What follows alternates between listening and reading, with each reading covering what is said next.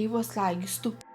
Like, you think I'm not catching on? Like, you know, like, you're not gonna do that to me. He's on drugs. Yeah, he was definitely on drugs. I parked the car in the middle of the street and I'm crying. I'm like, why the just sock me? Like, I got my kids in the back seat. He puts a glove on and he reaches in his bag.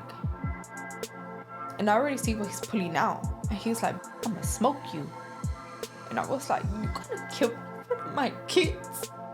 In front of my kids. So I was in line waiting to get called in. And then the sergeant came out and she already knew me. That was a regular, you know. And she was like, oh, your visit is canceled for today. And I'm like, why? She's like, well, his whole yard. I was like, why? She's like, the yard just went down. Somebody just got killed. Oh. Like, literally while we're waiting, like, in line. I was like, are you kidding me? And where the... I forget what the fuck it's called, but where you go in for visiting to get checked and all that, you could see the yard from there. So you see everybody fucking running and everything. Really? And I was just like, what the fuck? Like, I was mad because it's like, come on, like, you guys know it's the weekend. You guys know, like, people got their families coming and you gotta fuck up their fucking visits, you know? Like, you could have did this during the week. You gotta keep moving. Yeah. So she was like, yeah, like, I'm sorry. She was like, but I know there's certain people I can't talk to and associate with. You know, if you ask me a question, I'm gonna answer your question. We're gonna be cordial. I'll be cordial. Yeah. We're adults and we're women rude. and we're not like... Yeah, I'm not rude. I'm not one of them bitches who thinks, oh, my man is on this yard and he's GP and like, no. So there was a point where we did get mixed in with them at visit. I was not there for that. That visit, I was not there. And my homegirls told me about it, and they were like, "You could feel the tension in the room. Like you could feel the tension in the room." They're like, "Oh, you know, and of course, like the bulldog wives, like they get to pop in it, you know, like as soon as we're out of visit, and this, that, and the third." We're not wearing that old. We're wearing the new Paisley Bandit sweatpants.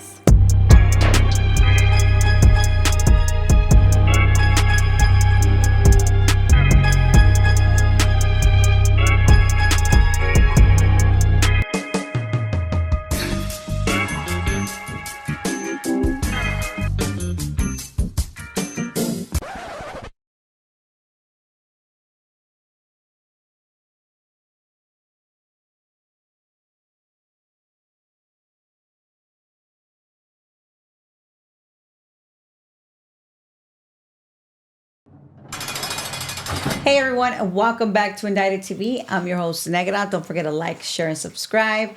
And follow us on Instagram before we start. You know, I got to give a shout out to my sponsors, Royalty Honey. Keep it hard, guys. Also for the best jewelry for his glory. Make sure you also check out His and Hers. All I ever wanted was everything from His and Hers clothing brand. If you're throwing a party, a big event, any kind of gathering, make sure you get your porta potties from Always Gone. And if you need 24-hour road assistance or you want to fix your car and you got an accident or anything, make sure you hit up Los Duros Auto Collision. And you already know we're not wearing nothing else but shock-aware. On today's episode, we have Danny. Welcome to Indicted TV, Danny. Hi, Negra. Thank you. Thank you for coming. So tell me, Danny, where you're from, where you grew up. How was the inside of your house? Mom, dad, things like that. So I grew up mainly in Long Beach. We moved different couple cities, you know, but my heart was always with Long Beach. That's always where I ran back to and everything. Those are my stomping grounds. Is that where you went to like elementary and junior high? Yeah. Well, high school, I went to 7 different high schools. You went to 7 different high schools. Yeah. Was that because you got kicked out of school? Because your parents were moving around? No, because I got kicked out. Okay. Yeah. What about your parents though? Were they together? How was your childhood? Because I feel like that says a lot about the character that we grew up into. So my mom is from Long Beach as well, but my dad is from Orange County, Santa Ana. Okay. They were both in and out of prison, in and out of jail,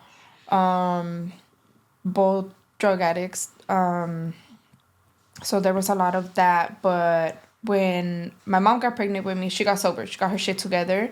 My dad didn't. Okay. He stayed getting high for the rest of his life. now I take care of him. Well, I have him in a nursing home. Oh, okay. Because he has heart failure From the from slamming. drug Yeah. abuse. Yeah. Oh, wow. Do you have brothers and sisters? Yeah, I have an older brother and so I have an older sister from my mom, but from a different dad, Yeah. and then an older brother from my dad from a different mom. Okay. So I'm the only child from those two together. Got so it. I'm the baby. But I will say I have a little brother, only because we went to school together, and so due to my mom's drug issues, she has a lot of health issues now. As well. Yeah, so like she has lupus, so it's hard for her to eat. She's sick all the time, so she has to smoke a lot of weed. And me and my homie, like we were really close, and so he would serve her, but then she started peeping game that he was getting high, and so like basically her and my dad took him in. Okay, but, when he was a little kid, so yeah. he became family. But you said just a bit ago that your mom got sober when you were born. So she has been clean for a very, very long time. Yeah. But it still affected her very, very much so. A lot. Yeah, a lot. Okay. And you say that you moved around a lot while you were a kid? Yeah, like we lived in Bellflower, in Norwalk, did a whole bunch of different places. Like we would stay at a place for a while, but then we would end up moving. And so we moved to different cities, you know. Yeah. Okay. But you had love. Yeah. Your parents loved you. Yeah. Well, you get what I mean, right? Sometimes. Yeah. But they didn't. They separated when I was young. I want to say like I was like 7 years old, and with them both being in and out, my mom's previous husband before my dad, because they had never got married.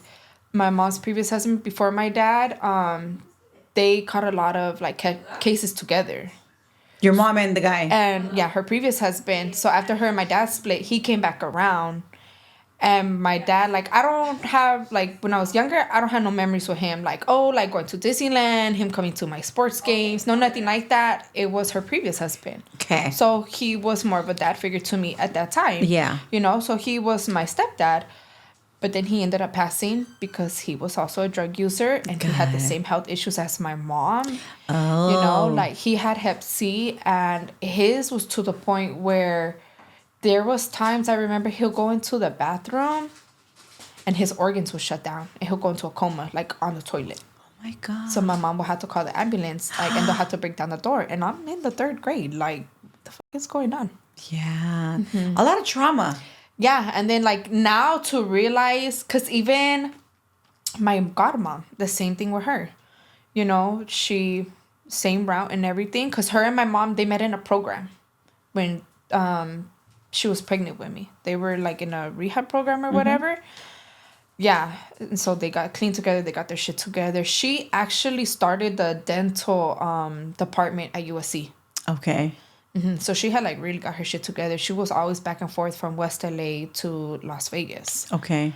But she ended up dying because of the same health issues. So like for me, like it was an awakening. Like everybody close to me around me is dying because of drugs. This shit. And my mom is basically all I have. And one day I'm gonna have to deal with this. Yes. Like that's hard. Very much so. Very much so. Because I was already at the point where I had a mind state where like I didn't have a good relationship with my dad. He would only come to get pee from my mom so he could test clean at the methadone clinic.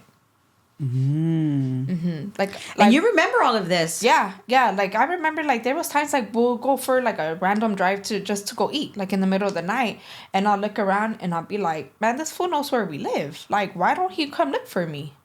But at that age, I'm not realizing it's because it's not him, it's the drugs. Yes. So in a way, it's him. It's a new him. You know what I mean? Like, but yeah. Wow. So how was school for you? I was bad. I got in a lot of trouble. I want to say around the time, because, around the time my dad left, that's when my stepdad came in the picture. But it wasn't long after that he died. Okay. So I felt like I was grieving 2 people. Your dad. And your stepdad. And I remember, like, kids, they have their open houses and everything. And people will be like, oh, well, where's your dad? And I'll be like, oh, well, he died. But at the same Aye. time, I'm talking about both of them because you walked out, so you're dead to me. And this one, who was I actually have father-daughter memories with, he just died. Yeah. So it was a lot. It was a lot to deal with. So Once you're like, obviously your mom was sober your whole growing up, right? Even though she was sick. Did she like ever like talk to you about things like that? Like, hey, don't use drugs. yeah, This happens. we were really open. We had a very open relationship, and I think that's why we've always been so close. Because once I got to the age where like I started getting in trouble running the streets, like I had started getting high too.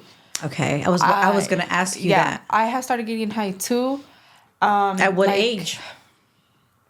I think it was like 14. I started trying pills and weed, and then I want to say at 16, I had smoked dope for my first time. Meth. Yeah.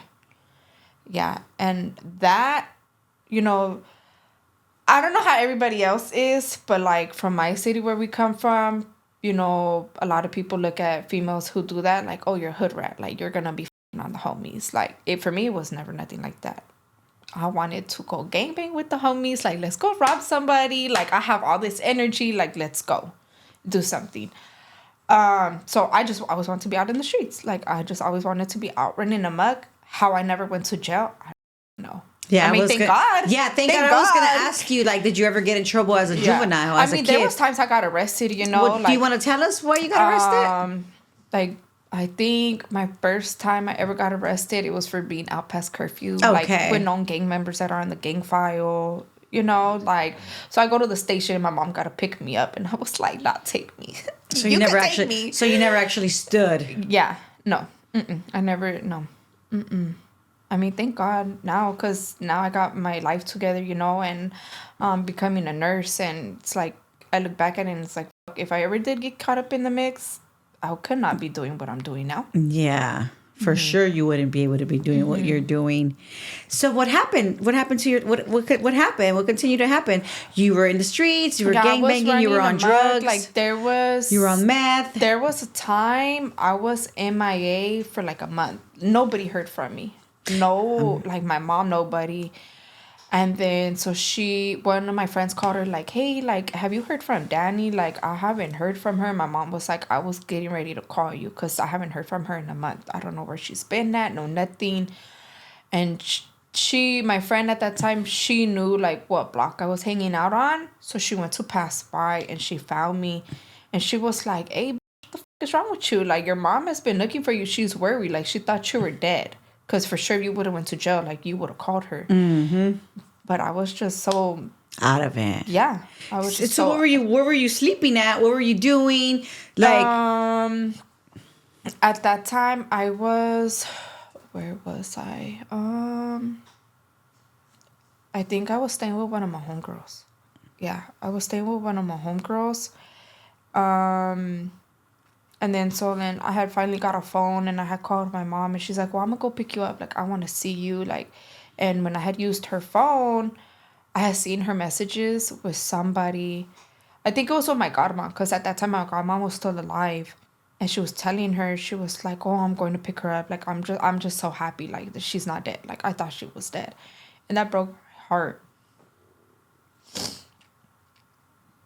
Because me and my mom, it's always been us. Like, my older brother and my sister, they're 18 years older than me. So your mom is pretty old. Not like that, respectfully. Like, she's older, you know? Yeah. You're her baby. Yeah. And, you know, like, with my sister, she was on drugs. She was in and out of prison. So she never got to be that for my sister, you know? So now that I'm a mom, I look back at it and it's like, I can't even imagine that feeling. Like, I was your do-over. Like, I was your do-over child, and I gave you a run for your money. Like, really. Maybe she had to feel those feelings as well. Yeah. To know what she put maybe her kids through, or I'm not saying that's why, but that's how I feel right now. You know, like, God forbid, you know, I have to go through that as well. I wouldn't know, but it's like, is that how I have to pay? Yeah. You know? Ay, pero ay, ni lo mande Dios. God forbid you either, you know, like none of that happens. But, you know, sometimes I always tell my guests, we pay back everything we do. And it doesn't always come back the same way how you put it out, you know. Karma hits, but it doesn't hit you back the same way you put it out. Yeah.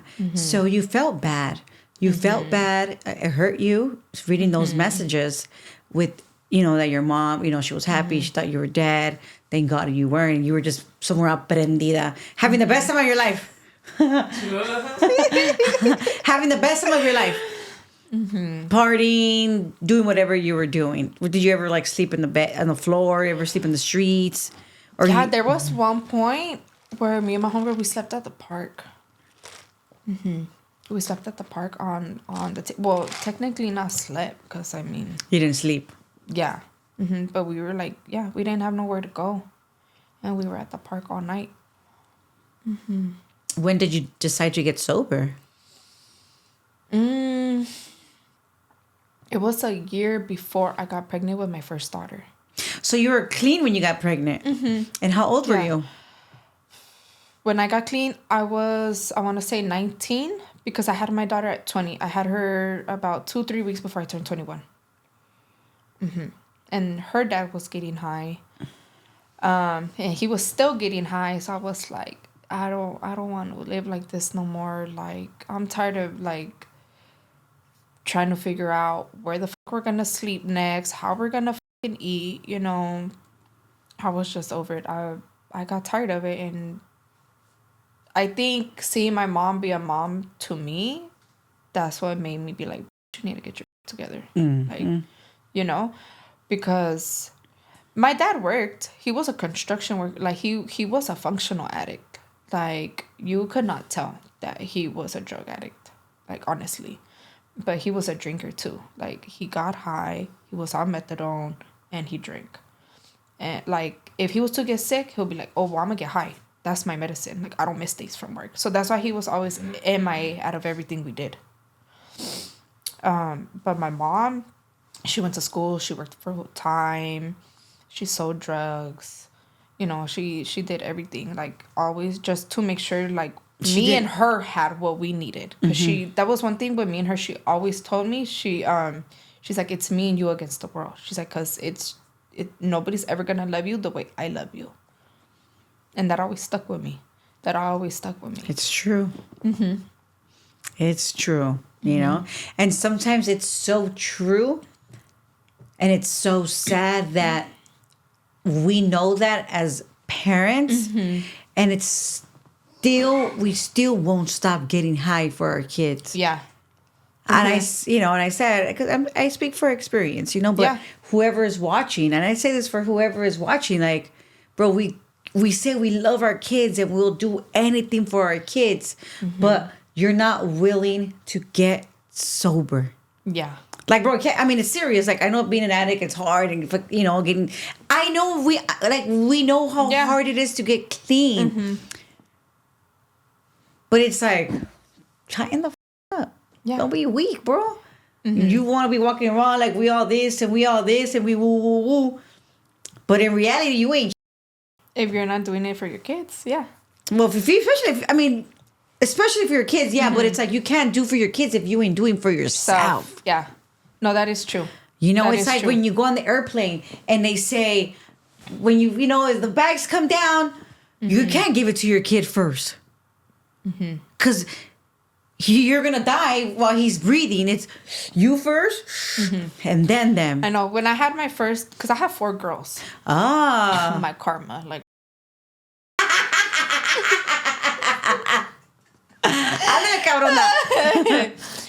But when I had my first daughter, like, I always had the mentality, like, oh, you know, like, if my daughter is good, I'm good. But it took me, you know, a lot of lessons, a lot of hard lessons. No, I have to be good for my daughter to be good. Yes. Yes. Yeah. It's like, okay, we do have to set an example. Yeah, exactly. And I look back at it and it's like, I'll be damned if my daughters go through anything I went through. It's like perfect example, respectfully, guys. You're in the picture throwing up gang signs.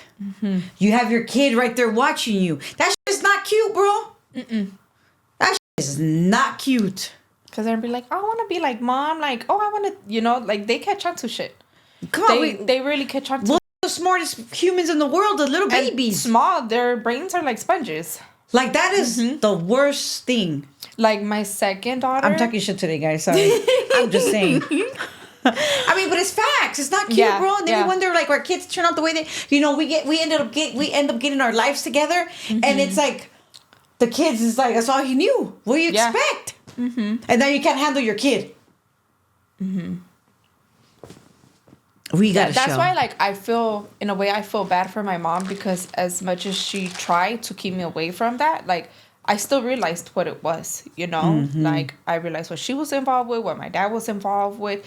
And for him too, because he was getting high when he had my brother, and he was in and out as well too, So it's like I was their do-over child, and it's like, but I still, not a product of my environment, but product like of them, of what they went through. And I know I see it now as a mom, like, you don't want that for your kid. Like, when I was younger and I was running amok, I remember there was one time me and my mom, we got into it. And she kept telling me, like, oh, you can't be doing this. Like, don't be doing this. Like, you don't know what comes with it. And I was like, man, like, I don't want to hear that no more. Like, I get it. You don't want me to go through what you went through, but you got to let me live my life and make my mistakes and learn from them.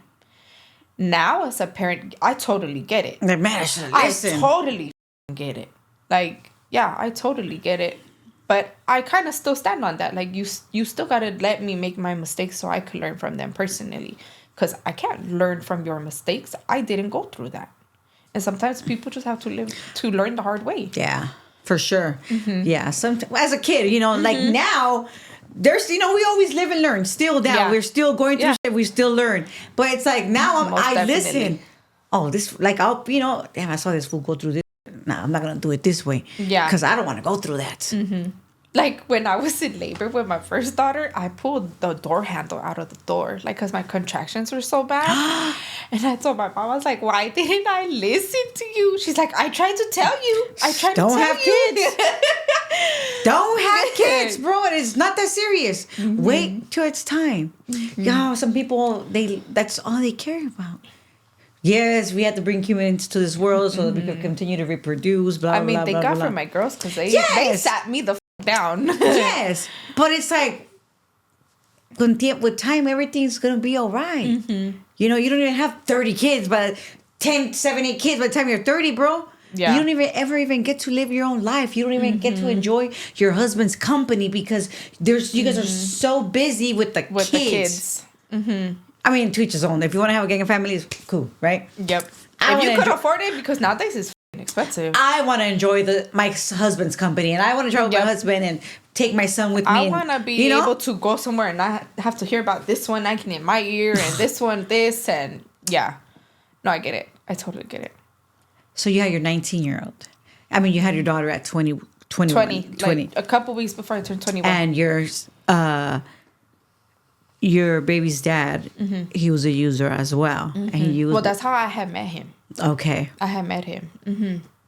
And what happened after you had your daughter? Like, so we had 2 daughters together. But after the second one, it just was not working out. Things started to get physical. I'm not gonna lie, it was more so on my part. But because I feel like a person could only take so much, and you take so much, and you take so much, and you take so much, and you finally snap, and it's like I do this for you, and you keep putting me through this, like you snap. Am I saying it's right? No. Especially, I was like, don't be trying to justify your toxic ways. No, I'm not trying to justify nothing. No, I'm not trying to justify nothing. But what would you say was like the hardest or the toughest thing you've had to go through with, your daughter's dad while they're using? You know what I'm saying? Like watching them, their faces, like just doing it, like them walking around. You get what I'm saying? Like, that you can see that still taunts you. I don't know.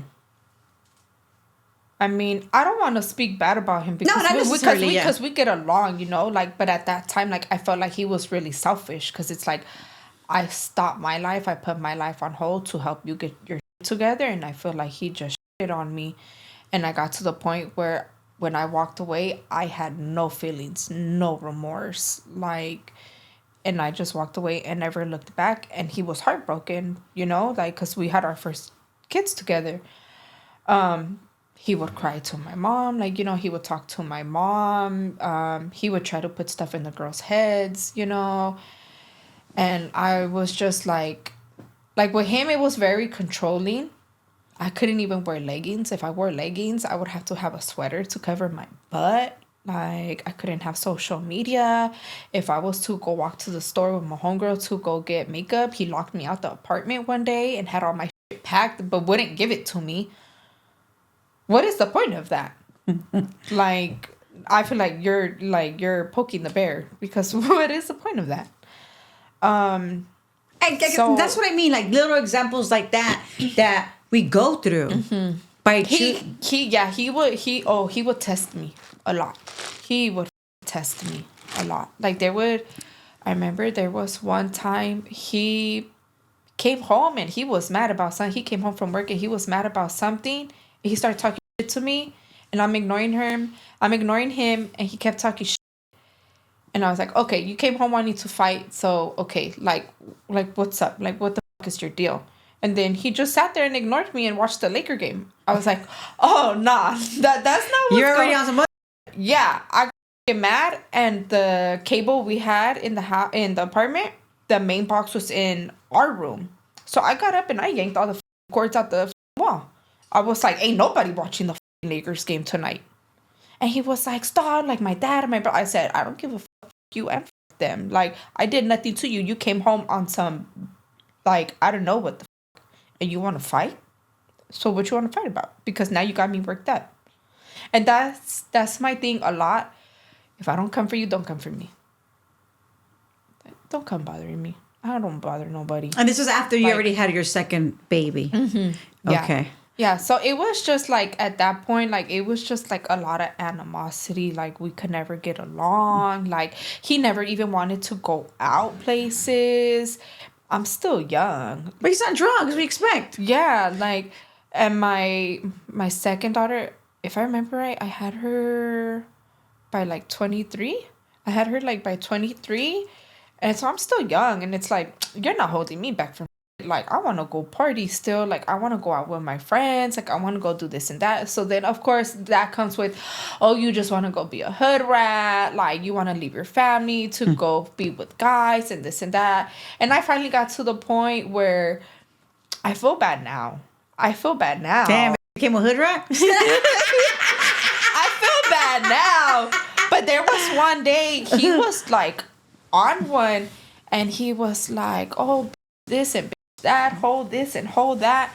And I was just like, you know what, you're right, I am a hoe, and that's why the baby ain't yours. And he's like, you stupid, I'm gonna make you regret saying that. I was like, do it, I dare you.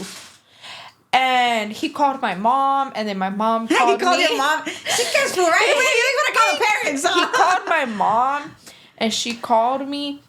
She's like, why would you say that? I said, he won't leave me the fuck alone. He won't leave me alone.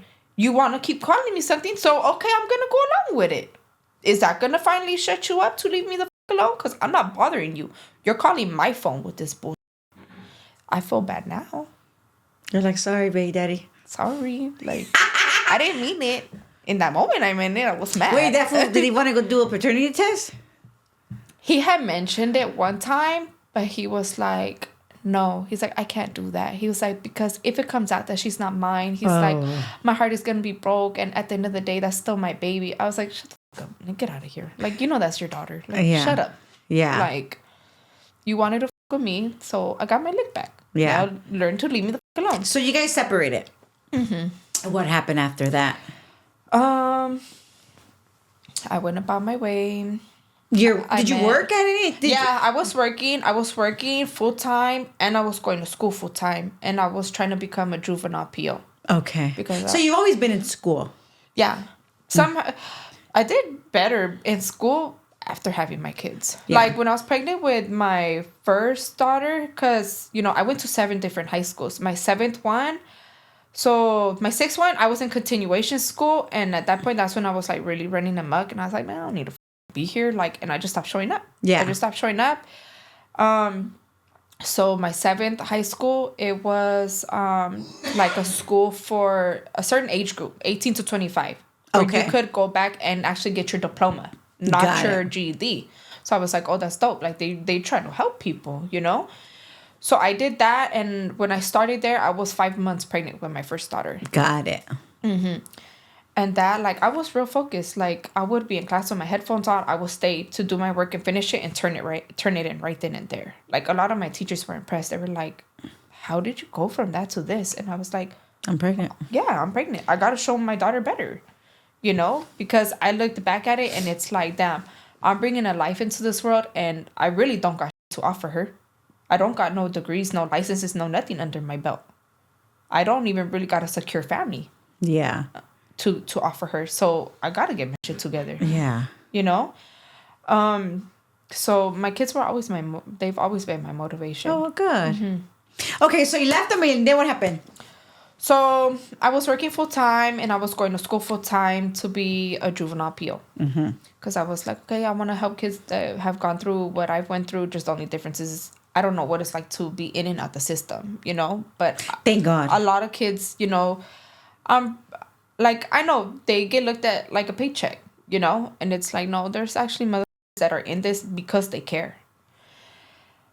I couldn't handle it. I could not handle working full time and doing school full time because this fool wasn't really helping me like that because he was just petty, mad that I left him.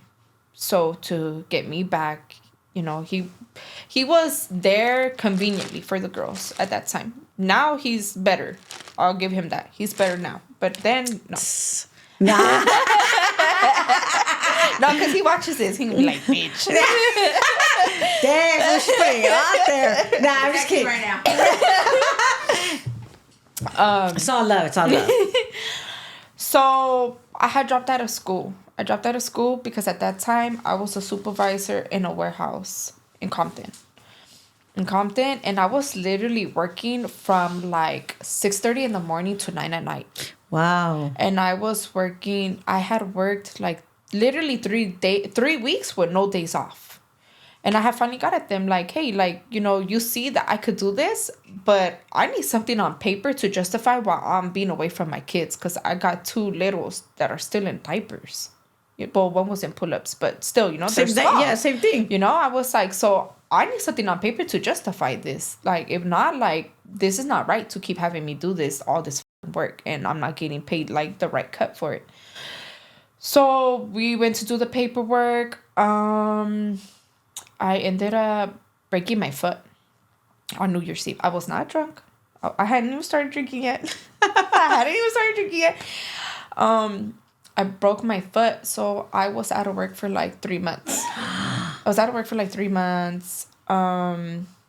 They wanted to give me a cane to walk with. I was like, I'm not walking with no cane. You give me a cane, I'm gonna tell everybody I got shot because I'm not telling people I'm walking with a cane because my foot broke. Like, that's crazy. You want to be like the girl from Maybe My mom But like the whisper. My mom was like, "You're crazy," and I was Wait, like, but no. who was helping you with the babies? My mom. Okay. My mom. So by the time I had my second daughter, that's when my mom got diagnosed with lupus. That's when all her health issues started like really hitting. But she was always my rock. She always helped me with my kids. And then my third daughter, I met her dad. How long after? We gotta find out if you really became a hood rat. Nah, just kidding. No, it was like let me see. I had my second daughter in 2017 and my third one I had her in 2021. Okay. And when I got pregnant with her, me and him had already been together for like 2 years. Okay. That I thought that was my most toxic relationship. That one got really bad.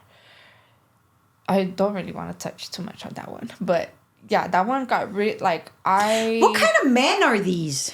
Let's get to. Let me ask you gang that. members. Well, okay, so these are gang members.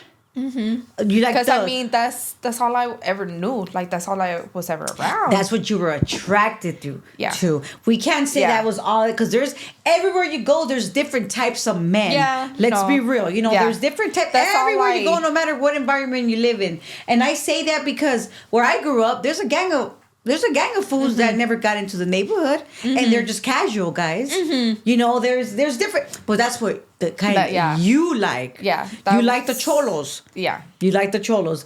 Were they from the same gang? No. Okay, I gotta make. No. No. I gotta make sure. Different parts of the city. Different parts of. Not the first one. No, the other ones. Her homegirl's here. Her homegirl's putting her out there now. Shut the fuck up. Hey, we gotta keep it real, fool. We gotta keep it real. No, but so my third daughter's dad, he's 10 years older than me. Okay, so you don't want to talk about the second one because that fool was out of control, or like what? It just how bad it got. Just how bad it got. How bad it got in what form? Like, was there drug abuse? Did you use No, drugs? he was not a drug user. He was not a drug user. He had never knew about my past drug abuse. Actually, I think he's gonna find out now. Like with this, So you're honestly, gonna find out never. now, fool. So he never used drugs. While I was pregnant, he cheated on me and got his side pregnant, Ooh. and the babies are a month apart. Oh, sorry. So we had like bad history. Oh, like that was just all bad. From yeah, the minute like you got and pregnant. it got worse from there. Like things got physical. Oh, the fool was mad that you were pissed that he up type. Yeah, like he would get mad like when I would call him on his shit. You know, like I would put two and two together and I'll be like, be straight up. Like, you know, like just let me know what it is. I'll let you have that and we could co-parent. And You know, he'll be quería el like, güey. and he'll be like, oh, you're fucking crazy. Like, how the fuck do you come up with these things in your fucking mind? Don't blame me. Because you know damn well I'm right. And the whole time I was right. Well, like, I had a you know feeling. what? It's like a thing. Like I had a feeling that there was another girl, but I didn't know that she was pregnant. And she had him blasted all over her social media. you're kidding. But he never took pictures with her. Because he used to dog her out. Like, that was a side girl. yeah, and she was his age. He was 10 years older, you're saying? Than me, yeah. And she's his age. She's like 2 years younger than him. And when I found out about her, like, I was so sick to my... Because Well, of course. we had literally just did our gender reveal the week before. And he has a son. He has an older son. So he wanted a girl. This is getting kind of good. The whole time I'm thinking he wants a girl because of his son. No, it's because old girl already found out she's having a boy. So this fool wanted to have a girl and a boy. Like, well, but he would come to me. He would deny her. He would be like, oh, I don't know if that's mine. So you guys didn't live Like, together? No, we didn't live together. Like, I would stay with, like, I'll spend the night, like, for a week at his mom's, and he'll come stay the night, like, at my pad. You know, it was majority me. Did he live with her? No, he stayed always with his parents. Oh, dang. Yeah, and then, You were dumb, fool. huh? You were dumb. Yeah. Respectfully, Yeah, you know? yeah, no, I was stupid. I was f***ing stupid. Like, because Girls, I mean, you guys need to be listening. no, I was a dumb bitch. Like, because I had it in my head, even from my first two with their dad, I always had it in my head like, oh, who you have kids with, like you gotta stay with them, like you gotta make it work, you know. Well, yeah, I mean, I feel like it's a thing. Like, if you at least have to try, you know, we want to have a family. We want to be able to, but, you know, it's like you had all the red flags. First of all, he was 10 years older than you. He didn't live by himself. He would only bring you weeks. Like, that's oh, but us as he's younger. I mean, he's older and you're younger. Like you thought he was probably Like I never thought. you get what I'm saying? Like I had the mentality. We're so young and dumb with this older guy. Like I had the mentality like, oh well, he posts me on his social media, like his homies know about me, like, you know, so these are gonna know about me. You know what I mean? Yeah, they know about me, but this didn't give a yeah, there's girls that do not care. Yeah, she didn't care. Like there was a holiday, I forget what holiday it was, but it was while I was pregnant. And she called him crying. She's like, when are you gonna leave her? Like, so we could spend the holidays together as a family and this. And he straight dogged her the out. He was like, you know what time it was? Like, you know I have a family with her, you know, because he was involved with my kids too. And he had a good relationship with my girls. And like I'll never take that from him. And like he just dogged her the out. He was like, did you know what time it was? Like, this lasted how long? 3 years. Oh, okay. Yeah, it wasn't long. That wasn't that long. Yeah. Okay. Because we were together. So you weren't that dumb. I'm sorry. I take that back. So we were. I take it back. I'm sorry. We were together 2 years. I got pregnant, and then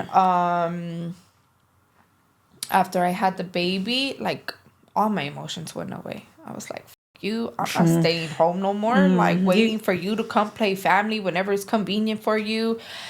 And that's when really hit the fan, because then he's seen like, oh, she don't give a no more, because he had me so stressed out. I didn't gain no weight when I was pregnant with my daughter. I had her 3 weeks early. After I had her, I weighed 125 flat. Oh wow. Like, yeah, you were small. I looked sick. And when I was pregnant with her, I was working full time, and I had went to school. I had did a program to work at a hospital, where as soon as you graduate, you get hired straight to the hospital. Oh, nice. You know? But they f*** you over. They f*** you over because it's their own job title. So you can only go carry that job title through their company. Oh, that sucks. Yeah. So, whatever. But cool. I had my foot in the door with the hospital, you know? You were working. Mm-hmm. He would blow me up. He'd be like, oh, like, you think you better than people now? Like, because you're getting your shit together. You got your little hospital career. Hater, huh? You just want me to depend on you. That's all that is. That's just that control. You just want me to depend on you. And I told him straight up, I can't depend on you. I should be able to, but you showed me I can't. So I'm going to keep it pushing. Like, I'm going to get to my money regardless. However, you have to, because you're a single mom at that. Yeah, but that's how my mom raised me too. Like, my dad, he had ambition. Like, I feel like I get my ambition from my dad. Like, no matter what, you go to work because you got bills to pay, you got mouths to feed. But my mom, she has a hustler mentality. Like, you gonna find a way to make money. You're gonna, whether you gotta sell drugs or something, you gonna get it. Yeah, you know. So I always had that mentality. Yeah. So after I had the baby, like, I was just like, yeah, no, you left him. I'm gonna do me, you know. Like, he didn't like that. It was around 4th of July. We were talking, but I always knew his get down. He would start a random fight to dip off for a couple days, you know. So I caught on to the routine, and then 4th of July came. I was like, I'm gonna wait and see. But I still made plans. But I'm gonna just wait to see. Like, if he contacts and he wants to spend the holiday with me and the baby. No. So me and my homegirl, we went out. I had the baby, but we went out and we went to our other homegirl's house, her family's house, and we were drinking. Like, we had a good time. Like, I felt free for once. Like, I literally felt free, because the whole time I was with him, the only time I would go out was with him. So, you know, sometimes it's not necessarily like you don't want to be out with people. Like, you just want to be with the family and girlfriends. Like, it's not about men. Yeah, like, I don't want to have to be like, where are you? Who are you with? Like, let me see. Like, put the phone around. This and what are you wearing? Are you my PO or you're my man? Honestly. So that night he texted me and he was like, oh, happy 4th of July. That night. We were 2 bottles in Casamigos. Oh, you went in? I was like, fuck you, fuck that. Like, this, that, and third, where's the is that bitch at? Like, you know. And at that time, I I had his gun in my room. I had it in a safe, but it was up. You had it. Yeah. So he was like, "Oh, well, I'm gonna go pull up on you. I'm gonna get my like. I get it. You want me out of your life? No, you wanna come pull up on me because you wanna see who I'm with, what I'm doing, and everything." I was so drunk. I did not remember getting home. Like, I didn't remember getting home. My homegirl said we was on FaceTime with him, talking to him the whole time. I was like, I don't remember. I just remember a point where we were getting down. We were literally getting down. And I had him from his shirt. And I just kept going in on him. I was like, you, like, you know. You're hurt. Yeah. You're hurt. Like, all of my hurt was coming out. Especially because I was drunk. Like, I let loose. And he couldn't get me off of him, so he choked me. He choked me out to the point where I passed out. I woke up. We were fighting some more. It got to the point where we were in the street. Where were the babies? The babies were with my mom. Oh, thank God. Yeah, the babies were with my mom. We were in the street, and all I remember is his truck being in the middle of the street, and then he takes off, and I'm like waking up, like, but here and there, and I just hear the neighbor, but I guess he had took off, went back to the house to get his shit, took off to go drop it off, and came back. So what happened was he choked me out a second time, but I stayed out longer. But the neighbors seen. So I just remember one of the neighbors yelling at him, and she was like, how could you do that to her? Like, didn't she just have a baby? Because I had my daughter in May, and this was 4th of July. Yeah. Oh, yeah. Yeah. And I just remember being in the ambulance, and he was in the cop car. And he's a 2-striker.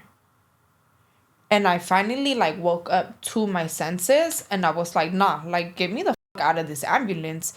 And they were like, why? Like, you have cuts on your neck, and, like, but I'm not paying attention to it in that moment. I was like, no, let me out.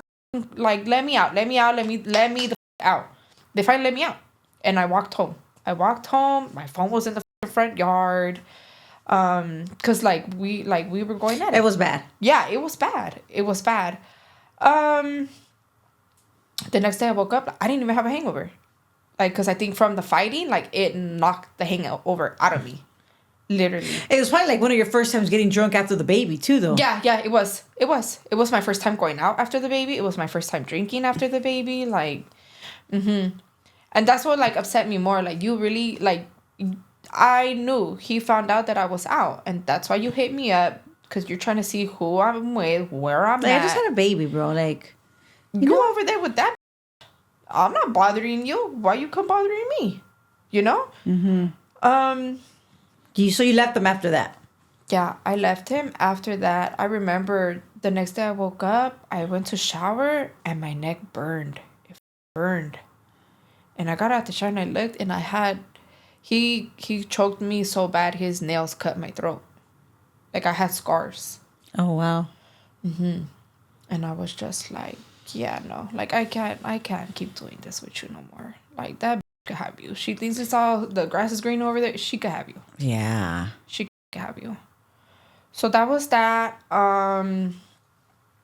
He would always use excuse like, oh, well, let me come spend the night as his reason to see the baby. I would let him. Nothing ever happened. He thought it was going to happen. But then I snapped myself out of it, and it's like, what are you doing? He's only coming around because he wants to fuck you. You know? Like, that's the only reason why. So then I just stopped that. I started doing me. And that's when I got back in contact with who's my husband now. So me and my husband now, we ran the streets together. We knew each other. When you were a teenager? Yeah, when we were teenagers. We were getting high together, running amok. And he did his term already, so I could tell you. We basically kidnapped some fools, and we robbed them for their car. They lied on the stand and said that we put a gun to their head when we robbed them. But when he got caught, I wasn't around. He was with somebody else, so I was out of the wind. We lost contact. He caught like 15 years. He did 14 and some change, so like 15 years. Well, we lost contact after that, you know? So I went on about my life, got my shit together and everything, you know? Went through all kinds of abusive relationships. Yes. So then, bam, he was up in the Bay and he came down. Well, he was up north, but still, he came down. He had phone action and he was on Facebook and everything. So that's how like we got back in contact. I was like, oh shit, like what's up? Like how you been? FYI, you guys, just so you guys know, Danny's here. She's a prison wife. Ex-prison wife. We're gonna say ex-prison wife. Yeah. Technically, she's still married. But technically, Well, she's I'm still married. In the process. In the process. Because he wanted the divorce. Well, he said he did. But now he's running from the paper. So if anybody knows him, tell him just sign him, please. Damn, I thought that's why you came on indicted, fool. No. You served the right way. Nah, we don't be doing none of that. That's how you guys. Okay, so I'm sorry. Go ahead. So we had got back in contact like at this time. Like it was literally that same week. And he had called me to check up on me. And he's like, how are you? And I was like, well, I'm not good. Like, but I don't want to tell you because I know how he is. Like, he's crazy. So I was like, I don't want to tell you. Like, I don't want you getting in more trouble. And he was like, no, you need to tell me. Like, I'm being dead. I said, you need to tell me. So did you go visit him when he came to the county?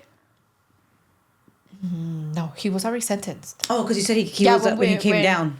Yeah, but when he came down, because he was up in the Bay. Oh, okay. He got transferred over here. Yeah, so he had hit a level 3. Okay. Mm-hmm. So, and then that's when he had got photo action and everything. Yeah, so we had got back in contact and I was not looking to be with nobody. Like, I was like, no, this fool has me traumatized. Like, he probably won't even let me be with nobody. Like, you know, like one of them. You know, so I was really scared. And then me and my husband now, we got close. Like we got like nothing ever changed. Yeah. And then you guys are sober now? He was sober? No. Oh, he wasn't sober. No. Well, while you guys were talking. Well, you get what I'm saying? Well, I could see it. Like, it was like a different like, person as when you guys were kids. Because when you guys were running amok, you were still kids. Yes. Now you're like 26. Around so? We were together for 4 years, married 2, going on 3. I'm gonna be 32 this year. No, what I mean is like when you and him were in the streets, you were teenagers. Yeah. That's what I'm saying. Yeah, we were you like were teenagers, 15. so you guys didn't start to talk again till you were like in your mid 20s. Yeah. Mm-hmm. I'm pretty good with the numbers these days, you know? So we got really close. Like, we got really close. You know, after a while of being around drug addicts, you can just see it. You know, you can see who gets high, who around, who doesn't. You know, whether you still do that or not, you see it. So I seen it. I never caught him on it because that's your business. That's for you to come clean to me about and to tell me if that's what you're currently doing or if that's what you were doing and you're trying to be sober, you know. But I already knew, like, he had habits, you know, because we had used to get high together and go run amok. And then one day he just popped out with my name on his face. And we weren't together yet. And I thought he was bullshit for the longest. Like, he was like, oh, you think I'm playing? Like, I'm really do. I was like, you're full of shit, fool. Like, you're full of shit. No. And he got it big. Like, on his face. Big. I don't know why you guys do that shit. That shit looks so dumb. He already had face tats too, but they weren't like burnt out, and he got more later on, which I ended up getting on his head about, like, why are you doing that? You're gonna go to board. You're gonna look at you a certain like, it's way. not cute. You know, like, he had got my name a second time on his face. Like, what the how many times? So how many times did he get your name on his face? Twice. Where? My show me where. nickname and my government name. Show me where. So my nickname right here, and then my government name right here. Oh no! I remember a lot of my homegirls they were laughing. They were like, "Oh, he hit you with that cholo tattoo on the That mustache." That is not. Hey, what were you thinking, wait? He wasn't. And then Shafu wanted to be. and then he had my name on his hand, and then he had the hood a couple times, like his click, and the hood on his face, and then the hood on his neck, and then the hood on his chest. So there's a space right there. So then he filled up that space with mine and all three of the girls' names, which I thought was cute. Like, okay, that's cute, whatever. At least it's not on your face this time. So he got your name and your three daughters before you guys were even together. No, that was after. Like, that was after we got married. Okay, When he got mine and the okay, girls' we're gonna names. get there. Yeah, yeah. We'll get there. So yeah, he popped out one day like with my name on his face, and I was like, "You're f***ing crazy." You're all like, happy. I was like, I cannot believe you. Like, but in the midst, But you were happy. Yeah, I was happy. Like, cause with him, I could always be myself. With him. With my third daughter's dad, I would feel like I couldn't, like, I felt like I would have to hold a lot of things back because I just felt like he would judge me, But with my husband, no, like, we were comfortable. Like that was my dog. Like, that was my best friend, like, for real. So we ended up together. He's like, I don't give a f-, like, I'm not taking no for an answer. Like, like, we're gonna be together. And I was like, okay. Like, How long after you guys started talking did you go visit him? okay, so I had to wait because he's a knucklehead and he was getting into trouble. Got it. So let me see, we had got together in August. Come October, he got sent to the hole. And I don't know what the f- he was doing, but clearly it was some hot shit where, like, the cops were f***ing with our phone calls, like, they were f***ing with our mail, Yeah. Like, when he hit the hole, he had somebody reach out to me to let me know. So I was like, okay, like, I gotta send, like, I know, like, now I can send a letter. And at that time, we still had JPay, where you could send a letter through the internet, off the website. And if I remember right, I think it's if you send it before noon, they'll get it that same day. They'll get the letter that same day. So he was in the hole. He didn't get out till, like, I want to say March or April. But he had lost his visits. Even after he came out the hole. But when he would call me, he would be like, hey, try to book a visit. And so I would try to, and they would get approved. But then come that day or the day before, they would get canceled. And I would tell him, be like, hey, they got canceled. And he'll be like, what the f-? Like, they didn't tell me my visits are taken, He'll be like, call up here. So I called, and they were like, oh, yeah, like, he has visits. Like, I don't understand why his visits got canceled. But I think I f***ed up by calling, because then literally after that phone call, every time I would try to book a visit, as soon as it would send me the email that it got confirmed, by the next day, they were already, like, deleting the visit. So I was like, yeah, I don't know, but they're on you. Like, they're with you. I remember one time, because I didn't want him writing to my mom's, because I didn't want nobody in my business. So he would send me his mail to my homegirl's house. And I remember one time I went to go pick up my mail, and she was like, oh, you have two. You had two envelopes. I was like, okay. And then I hop in the car to leave, and I'm looking, and one is ripped open, and there's nothing in there. So I go back, and I'm like, hey, bitch, like, did you open my mail? She was like, what the f***, you're tripping? And I'm like, no, bitch, like, I'm for real. Like, did you open my mail? Because one of the envelopes you gave me, that shit is open, and there's nothing in there. She was like, what the f***? No, she's like, oh, I'm gonna tell my mom. And she was like, yeah, nobody opened your mail. She's like, my mom said it came like that. So then the next time he got a phone call, because when he was in the hole, he could only get, I think it was one phone call a week for like 15 minutes. And so I had told him, I was like, oh, I got your letters. So I got one of them, but one, the envelope is empty. It's ripped open. He's like, are you serious? He was like, I haven't got none of your letters. Because I would write to him and I would send a letter on JPay. Like, especially if it was something I needed to get to him fast. Like, for him to know, Yeah, so I was like, why the f*** I got an empty envelope? And he was like, oh, they're f***ing with my mail now. He was like, because I haven't got none of your mail. He's like, I'm getting your JPays, but none of your handwritten mail.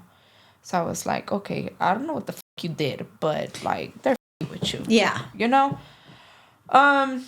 So then he got out the door, whatever, and he was like, okay, try to book a visit, whatever. So then he had visits back, but they were behind the glass. So that was our first visit. It was behind the glass, and a lot of the and those are in the visiting room. Like, you could go buy food for yourself, but of course not for him. You know, you can't take pictures, no, none of that. You just got to sit there on the phone all day. But it was better than nothing. Yeah, it was, because and you were know super what? happy. The COs that when they brought him out for visit, they didn't know that he was behind the glass, so they brought him out. So we were able to really like hug real quick and kiss real quick, and then they told him, they're like, oh, so and so, like, you know, you're behind the glass, like, take it back. And he was like, come on, that's your fuck up, that's not on me. And they're like, yeah, nice try. And I was like, man, but at least you hugged them. yeah. So that was cool. But it was cool too that they let him have the whole visit. So I would book the earliest appointment, and I would be there all day. Just talking on the phone. Just talking on the phone. Sometimes I wouldn't even eat, and he'll be like, why aren't you eating? Like, why don't you go get something to eat? And I'm like, that's rude. I'm not gonna sit here and eat in front of you and not eat with you. Like, to me that's rude, you know. But that's with anybody. Like, that's like if me and you are hanging out, like, I'm not gonna pull up on you with some food and not bring something for you. Yeah. It's just, I don't know. No, that's manners. This is how it goes. Yeah. How long after did you take your daughters to go visit? Did you ever take your your daughters? I did. So I didn't want to. I was like against it, like, because he had a date to come home. It was pretty soon, you know. So I was like, oh, we don't need to do none of that. You know, I don't need to bring the girls, you know. But he was like, you know what? Like, we had a serious talk, and this was like the same talk we had like about getting married. But he basically told me, he was like, look, at the end of the day, with you comes them.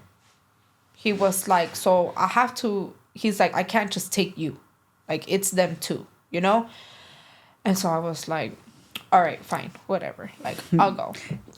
They got attached to him real fast because he was so consistent with them. Every morning, like, on our way to school, he'll call to talk to them, to have a good day, you know? If I was at work, he'll call my mom to talk to the girls, to help them with their homework, you know, to see how their day was and everything. Like, he'll call to say goodnight, to make sure their homework got done. Like he was very, very consistent with them. He was very consistent with them. I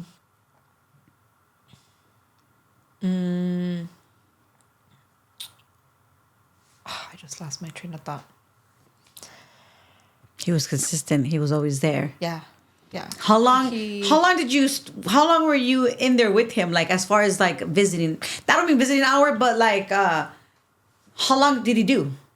So, when you got into his life to when he came home. So like when we got back in contact and like we got together and I started visiting him, I want to say it was 3 years. Oh, that wasn't too. Because he just paroled last year. That wasn't a lot. No, it felt like forever though because I was up there faithfully every weekend. What'd you say was the craziest thing you experienced during visiting? So I was in line waiting to get called in, and then the sergeant came out and she already knew me. That was a regular, you know. And she was like, "Oh, your visit is canceled for today," and I'm like, "Why?" She's like, "Well, his whole yard." I was like, "Why?" She's like, "The yard just went down. Somebody just got killed." Oh. Like, literally while we're waiting, like, in line. I was like, are you kidding me? And where the... I forget what the fuck it's called, but where you go in for visiting to get checked and all that, you could see the yard from there. So you see everybody fucking running and everything. Really? And I was just like, what the fuck? Like, I was mad because it's like, come on, like, you guys know it's the weekend. You guys know, like, people got their families coming and you gotta fuck up their fucking visits, you know? Like, you could have did this during the week. You gotta keep moving. Yeah. So she was like, yeah, like, I'm sorry. She was like, because I would always stay the weekend because it was like a 3.5 hour drive. Okay. Mm-hmm. So I would make it worth it. And then where he was at, there was bulldogs. So a lot of prisons, you have visits Friday, Saturday, Sunday. Mm-hmm. He only had visits Friday, Saturday. Okay. Because they had to be separate from the bulldogs. Let me ask you now that you just said that. I just had a thought. What about the wives? I mean, like, you know, you got the southern wives, you got the northern wives, you got bulldog wives. We're women, no matter what. We don't run that program, right? But but in reality, in our hearts, we really do. Like, right? If you're born tell me into, about like, that. Like, if you're born into this, you know, like me and you, there's certain rules we gotta stand by. You know what I mean? But at the end of the day, yeah, it's their world, you know? Like, I'm not politicking on that yard. But I know there's certain people I can't talk to and associate with. You know, if you ask me a question, I'm gonna answer your question. But We're gonna be cordial. I'll be cordial. Yeah. We're adults and I'm we're not women rude. and we're not like. Yeah. I'm not rude. I'm not one of them bitches who thinks, oh, my man is on this yard and he's GP and like, no. That was so annoying to me. I had told my husband, like, literally, I told him one time, I was like, I'm gonna get a shirt made like that says, you are not on the yard. Sit down. Like, because you're not. Like, leave that to the dudes. You know, like, there's certain ways to go about it, you know?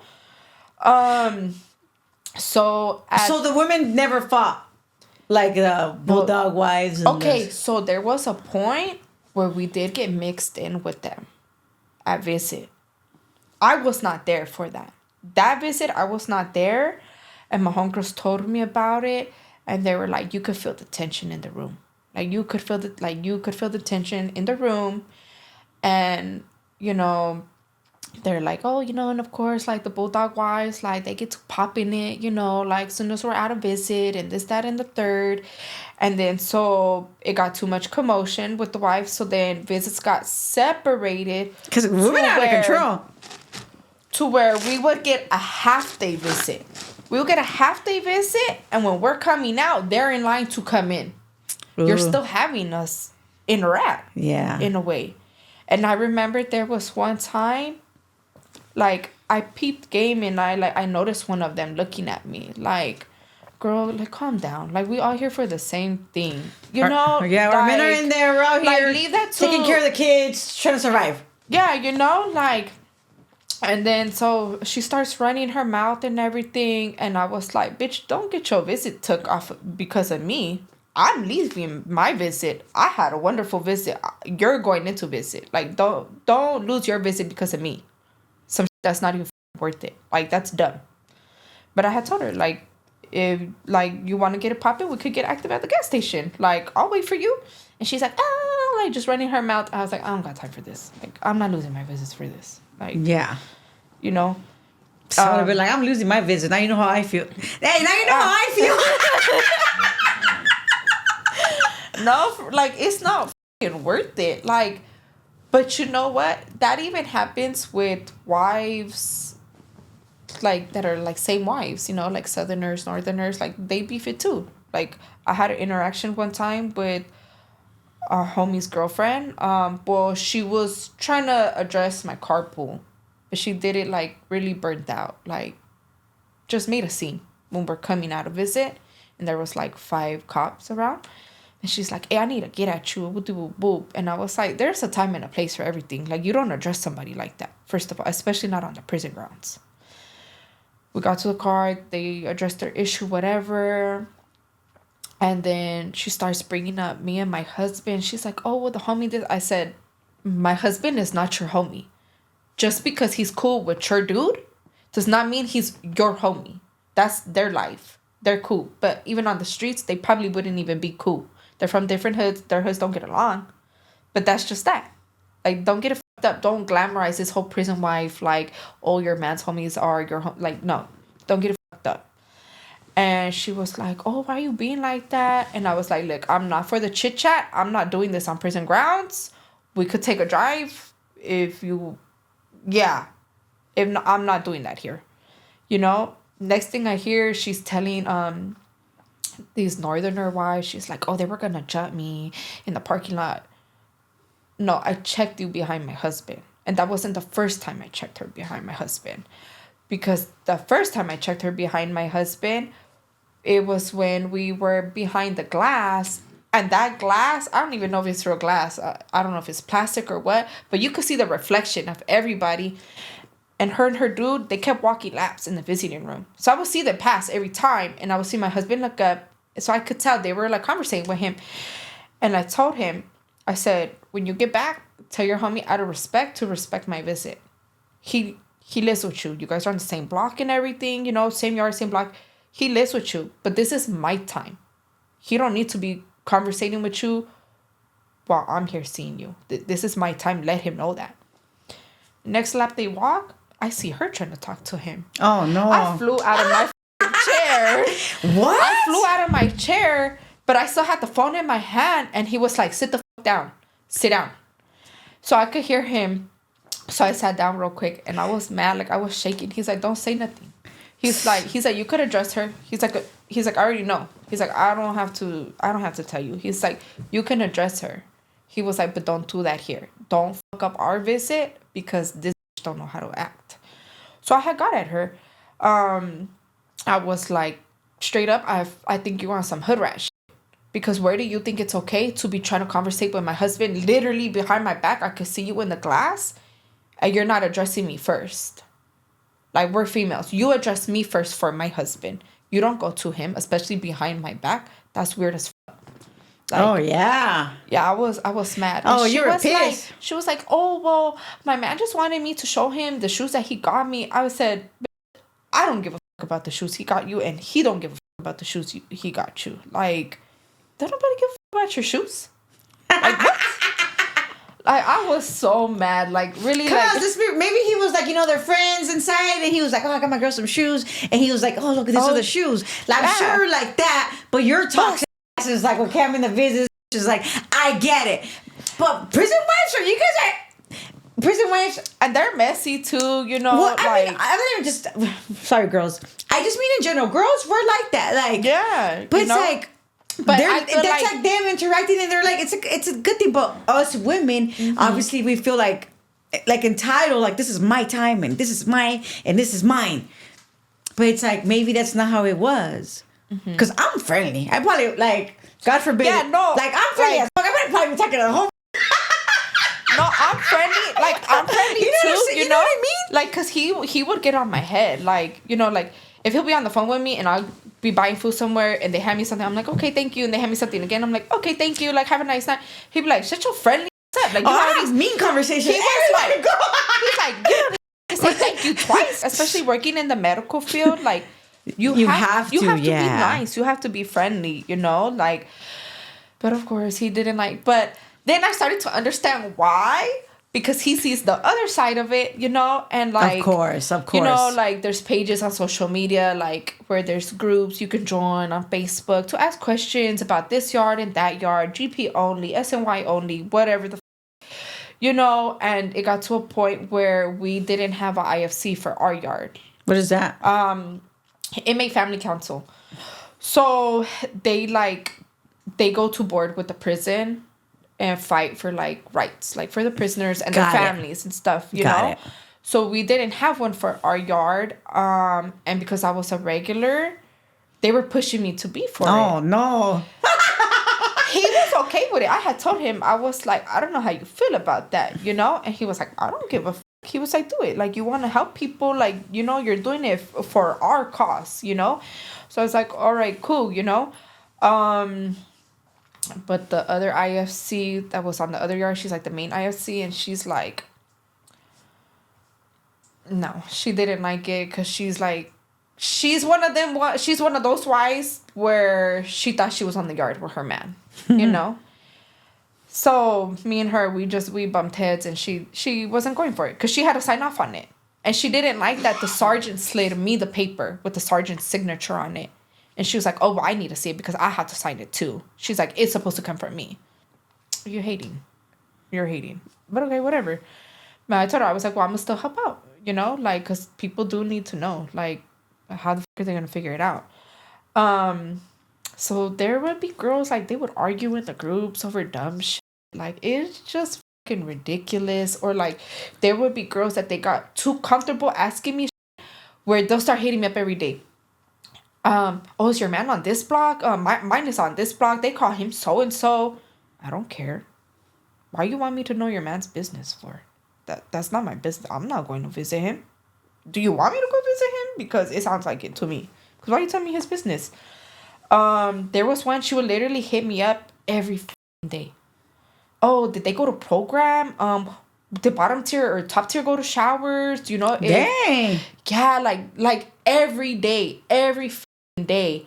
And she ended up telling her husband about me and telling him like that we were best friends. Girl, I haven't even met you. You haven't even came to visit. So where you got that in your mind, I have no idea. And so her man started like, because she seen the pictures of me and my husband. And so I guess she showed it to her man.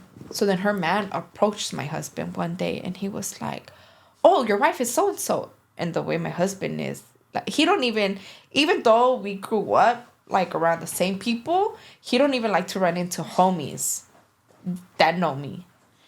He's gonna be like, how the you know her? You know? So he approached him, asking him about me, and he was like, what the like, how the do you know my wife's government name? Like, how the do you know her? Like, why are you asking me about her? And he was like, oh, no, it's not nothing like that. Like, you know, she be helping out my wife a lot, you know, like, she's helping us with the marriage packet, like, and everything. And my husband was like, oh, okay, you know. But it was still weird. Yeah, it was still weird. Like, the dude thought because I was helping his wife and she had him thinking we were homegirls, that it made them homies. And my husband was like, I told you stop being nice to these. He was like, because now their dudes think that we're friends. And I was like, oh, I'm sorry. Like, which one? Like, you want me to back off? I will, you know, like, because he's just a hothead like that. And so, yeah. So what happened? When you continued, it was only 3 years, he got out. Well, we got married inside. Okay. We got married while he was still in prison. I didn't want to. When we first talked about it, I didn't want to because I was like, oh, you got a date to come home. I would understand if this was the beginning of your term, you know, but you're about to come home, you know? He was doing classes to get time knocked off, which he did do that. And he had like a shorter date to come home and he kept getting in trouble. And, you know, like if you get caught with a phone, you get your family visits taken. So we had our family visits taken. And then when we got married, that was around the time we would be getting our family visits back. So we had put in the paperwork and everything. I wasn't so like, I didn't really care too much at first about it because I was like, you're going to come home anyways. You could save that for somebody else who needs it, like a lifer or something, you know? Like, you're going to come home. I come every weekend anyways, you know? So to me, I didn't really care for it. But then once I seen, like, we were actually going to get our family visits, it made me happy. I was like, oh, I could spend the night with my husband, you know? Yeah, it gave you some excitement. Yeah. Something to look forward to. Yes. Because a lot of girls, you know, they say it, like, you know, because of something to look forward to. It makes the relationship better, you know? You have that connection, things like that. Yeah, and like, you know, now they have the domestic partnership where it's just like some paperwork and you could get a family visit. Oh, wow. Yeah, and so one thing, like, that always made it stand out to me, like, about my husband, he told me, he was like, no, we're gonna do things the right way. We're gonna get married. He was like, you're not some hoe. I'm just trying to fucking add a family visit. Like, I'm not doing that domestic partnership. Like, you could still carry their last name and stuff. He was like, but no, like, we're gonna do it the right way. So I was like, okay, you know, I wasn't with it at first, but we had a talk and he was like, this is our journey, you know, like, this is us together. So we're gonna do this, just us and the girls. And then when I come home, then we could have family and shit there because then we'll be home with family. So I was like, all right, cool, you know? Because the whole time I'm like, you know, I should have, in a way, did this term with you. Technically, we're crimies, you know? So I was like, okay, like that's us. Like, this is our journey. So we were gonna get family visits, and bam, he got in trouble again. So we lost him. And then the second time, you lose him for like 3 years. And he was already gonna come home in like a year. But I was already looking forward to it. Like, we had already put in the paperwork, so we were waiting on a date. And so I was pissed off. You got disappointed. Yeah, I got disappointed, and I went the off on him. And I was like, oh, because you want to be on that phone, be FaceTiming me, be at my off day. Like, now we can't even spend the night together, you know? Like, I was You were mad. hurt. Yeah, I was mad. Like, I was really hurt. And he was like, yeah, but like, at least I get to call you every day, you know, and see you and the girls. And because I have my kids in softball, I keep them on a strict program. He was like, at least I get to be a part of that. Okay, not no more. Not no more. Like, it was irritating. To me, it wasn't worth it. Like, having a phone is not worth it. A lot of drama comes behind it. I feel like having a phone in there is worse than the wives tripping on the green light on the tablet. I swear to God. I swear. Because, like, me When and you say him, wives, you include yourself, right? well, I Because I never know you tripped on that shit there too. was a couple times You know I what I'm did saying? trip. You know what No, I'm there saying? was a couple times I did trip on him, you know? But because I got used to the fact, like, when he'll tell me he's going to get off the phone, The light will go off. it would go off. But then there was times where it Bien wouldn't. tóxicas. You know? And so, I like that fool watch TV, I'll be you know what I'm sending, saying? I'll be sending Let that fool him, watch this little movie I'll or be whatever he sending him does. fucking messages, and I'll be like, I know you see me messaging you, like, stop Hey. ignoring me, you know? But with the phone, it's worse. Oh, yeah, 'cause- I could call you, you know? You're on social media. You're blowing it up. I'm blowing you up everywhere. I think my biggest toxic moment was where I could have got him in trouble. And trouble. he didn't care. I did not. Because, like I said, don't come for me and I won't come for you. Like, don't start no shit. It won't be no shit. But But the thing is, it's like, bro, he's in there. It's not like he's out here. No, he blocked me on the phone. He blocked me on social media. He's down for that. Bro, leave me, you know. He blocked me on the tablet. He blocked me on the tablet. Like, he blocked me on everything. So I was like, all right, like, you want to play? And I always told him, don't do that petty shit to me. If you want time to yourself, just tell me, like, hey, like, I want to talk to you right now, you know? And I'll give you your space. I don't think you could handle that. The girl, Like, I don't think you girls could handle that. Me, I want the truth, whether it's gonna hurt me or not, because then I could give you that, and at least I can go somewhere with it. Stop it. I think all you guys are full of poop. The pettiness? No, I cannot with the pettiness. Okay, so he blocked you. What happened? So I always tell him, I'll be like, oh, like, you want to play games on that phone? Like, I'm going to call up there and I'm going to call for a welfare check. I'm not going to call, like, oh, that you got a phone, but I'm going to call for a welfare check. What is a welfare check? Like, oh, I haven't heard from my husband. Like, can you go check on him? Like, no, but it's what I said. What'd you say? Dang, you're doing bad, bro. So he blocked me and I was fucking pissed. So I called up there and I was like, oh, you know, like, I haven't heard from my husband and I think he's sick. Like, he told me he went to the bathroom and he couldn't stop bleeding. And they were like, what do you mean you could stop? I'm like, yeah, from the other end, like, he can't stop bleeding. I was like, and I heard some commotion with him and his celly. Like, so I don't know what's going on. And they're like, okay, we're going to go locate him right now. They were like, we'll make sure to send the message that he needs to contact you if he's okay. He called me so fast. He's like, you stupid. What the fuck did you do? What the fuck did you tell them? I'm like, bitch, you unblock me though. Bitch, you unblock me though. I told you, don't play stupid games with me.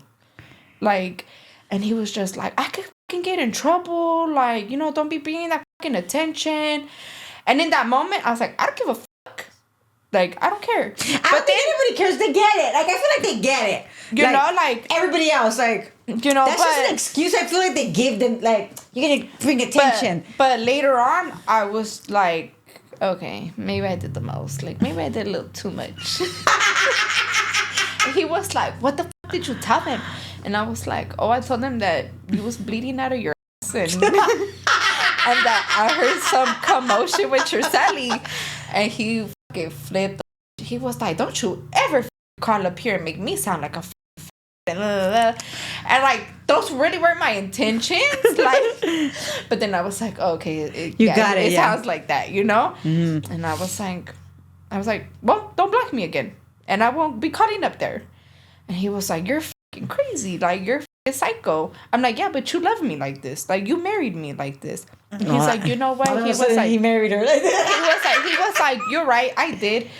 Later on, I bet you he was so happy after all that. No, he was. Like, he liked that. It's because you're entertained, bro. You're in prison. You know, you're dealing with a bunch of men. But you know, he likes to be chased. He likes all of that. Who because doesn't? It feeds, like, his ego. Like, oh, yeah. Like, no, she's acting crazy, so she really gives a fuck about me. Well, yeah. Especially when they're in prison. All they just gotta do is yard down. And now he's having women drama, like some real life drama. Like, he's feeling it, you know? Like, so what happens? He gets out? Yeah, so... Well, I mean, there was, like, it got bad, too, while he was busted. He got bad, too. As far as, like, what? Drugs. No, so one of his family members had brought it up to me, and they're like, oh, I'm just saying because he has habits. And I didn't like that. Oh, yeah, I would have been pissed, too. I didn't like that because that's his business to come forward with to me, you know? Like, and I had told him, I said, I understand that's so-and-so to you, but... I don't feel like that's someone who genuinely cares about you. Because if they're really happy about you being with me, they're not going to sit there and try to smut you up to me. Yeah. You know, and make me look at you like a whole different person. And I told him, like, don't get me wrong. I could see it. I could see it in your face. Do I know that you do it currently? I don't know. But like I said, that's for you to tell me, you know. And he had told me, he was like, no, you know, like when I did hit mainline, like I did start around, you know, like I started getting high. This and that. He was like, but I am trying to do good now. It was never that. Now that I look back at it, it was never that. I feel like it was a consistent thing. Because when we would fight or whatever, it was like he would bring that up. And he'd be like, oh, so if you don't hear from me no more, you know, like, just know I love you. Like, real manipulative shit. And at first, I would freak out, you know, because I'll be like, I'm going to get a call like that this fool, you know. But then I caught on, and I will start to get mad. And I will start threatening him with the welfare checks. I'll be like, okay, play with me if you want to, because I'll call up there again. And he'll be like, you're stupid. Like, so I'll call his bluff. But it's like, don't do that. Like, don't do that. But there was one time he spazzed out on me really good. Like, through the phone, like, he had me scared for my life. Through the phone. He woke me up out of my sleep, accusing me of him just watching me fuck somebody. Oh, yeah, that was doing bad. Yeah. He was like, oh, I heard him talking to you. I seen him get up out of the bed. Like, but he, like, wigged the fuck out to the point where it woke up one of my daughters.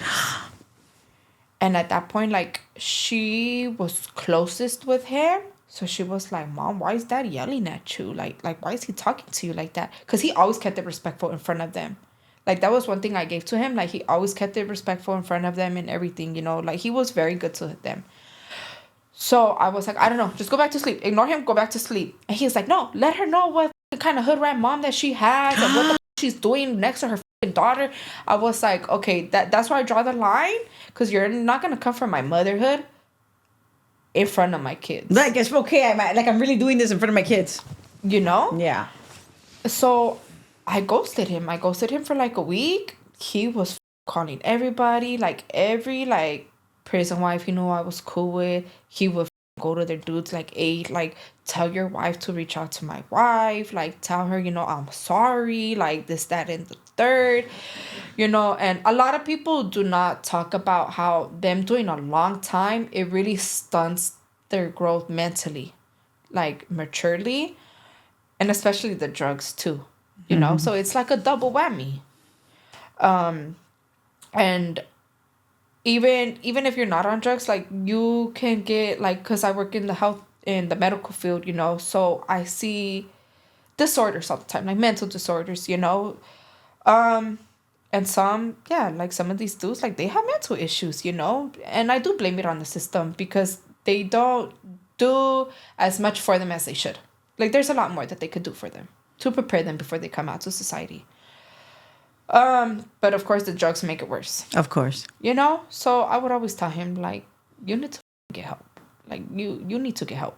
Like, because to have me that scared through the phone, there's no telling you come home and you're going to try to kill me if you keep this shit up. Oh, know? wow. So you ended up talking to him again after? Yeah. I ended up talking to him again because, like, I sat there and I thought about it. And, I sat there and I thought about it. And I was like, you know what? Like, it's, yeah, you disrespected me in front of my daughter, but, like, we're married at this point. So, to me, it's, like, it's on a deeper level where, like, I gotta help you. You know, like, I, as your wife, like, I have to be there for you and we could work this out. If not, then I don't know what's gonna happen, you know? I would always tell him, like, we would have a lot of talks about it, and he'll be like, you know what? Like, you're right. Like, you're right. You know, like, I do need to get help. Like, I don't ever want you to be afraid of me, you know, like, because before anything, like, we were homies, you know? He was like, and I've always had your back. I've always protected you. He's like, and I never want you to be scared of me. And now looking back at it, I feel like in a way I jinxed it. Okay, well, don't say that Yeah, either. yeah. Don't say that. No, but because what comes later on. Yeah. Ah. Yeah. You know, but from there, like, I would just see a lot of the mood swings and stuff, you know, and so, like, my friends that know what I've been through, like, some will reach out to me and they'll be like, oh, how did you know? And I'll be like, money is a red flag. You know, like, certain amounts of money in certain amounts of time, that and the mood swings, like, that's a big red flag. I never tell nobody, like, I never discourage nobody from being with somebody in prison, because at the end of the day, I'm nobody to tell anybody what to do. Yes. You're going to do what you want. Yes. If you're happy, they make you happy, by all means. Do you? But be on your toes. Be on your toes. Because the way things ended with my husband, I would have never thought in a million years it ended that way. Like, with us being friends. Like, it's crazy. Yeah, and it got worse from there. It got worse from there, where, like, I would go to work and, like, my boss would be like, what's wrong with you? Like, I could tell something's wrong, you know, like, you're losing weight, you know. He's like, already stressing you out from in there. Yeah. Really bad. Yeah. Like, we would fight and he'll be like, oh, I don't want you to come see me tomorrow, like, that visit. And I'll be like, oh, okay, that's fine. I could sleep in tomorrow, you know? Super unappreciative. Yeah, but he always did it to hurt me until I started calling his bluff. And then because of course the toxic in me, oh, you don't want me to go because you got another going. So yeah, I'm gonna pull up on you, you know? But it's a mind game. It's a mind game to still get his way for me to still go. And for him to see where I'm at, what I'm doing, and to make sure I'm with him and not doing me. Like, it's control, manipulative, it's all a mind game. Towards the end, I started catching on. And that's when I started getting over it. Like, I started calling him on his bluff, and I'll be like, okay, you don't want me to go visit? Don't be calling me later then to hurry up and make it for a walk-in. Like, because I'm not doing the drive. If I'm not going for my appointment, I'm not going as a walk-in. I'm not doing the drive. And I finally called his bluff. And he called me in the morning at, I think it was like 6:30. Yeah, it was like 6:30. Because that's, like, usually the time I would hit the road. And he was like, what are you doing? Asleep? You just woke me up. Why the fuck aren't you getting ready? We have a visit today. No, the fuck we do not. Oh, you're for real? I'm dead. I'm not going. You said you don't want me to come, so I'm not going. You can sit this one out and you can watch all of your homies go walk to visit, and you can think about your mouth. Because fuck that. Like, this is my time. Like, You work all week. yeah, I work all week, and I was a supervisor in the nursing home. So when my staff would be short, I would be out on the floor. So I was doing a lot of 12, 16-hour shifts, working on my days off and all of that. And then you have the girls, and then on the weekends, And you would they're have in to softball, and it's more than one of them. You know, like, it's busy. It's f***ing busy. And it's like, you don't even think you're actually taking me away from the girls, me spending time with them, because I'm up here every weekend. Yeah, I have my Sundays I can spend with them, but still, you know. So I took advantage of it. I slept in with the girls. We did something that day, you know. But from there on out, I was like, this, like, I'm gonna stand my ground, because I had too much of a soft spot for him. And he knew it, so he abused it. Yeah. tell me about when he came home. Tell me about the first 24 hours. So when I picked him up,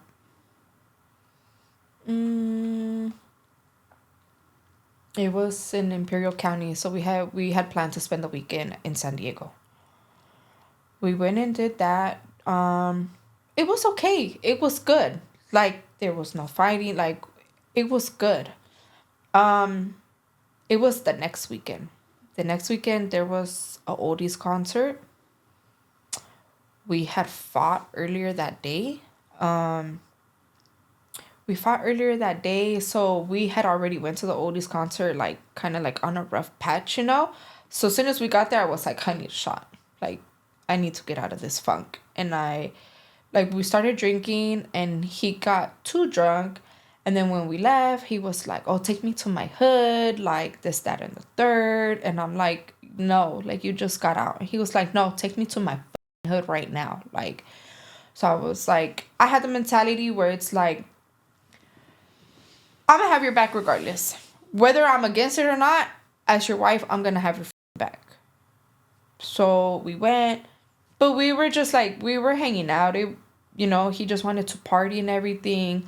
Was he still getting high those first 2 weeks, or did he have, what are they called? Would they give him Suboxone? Oh, okay. So that was another thing. I didn't even know he was getting Suboxone.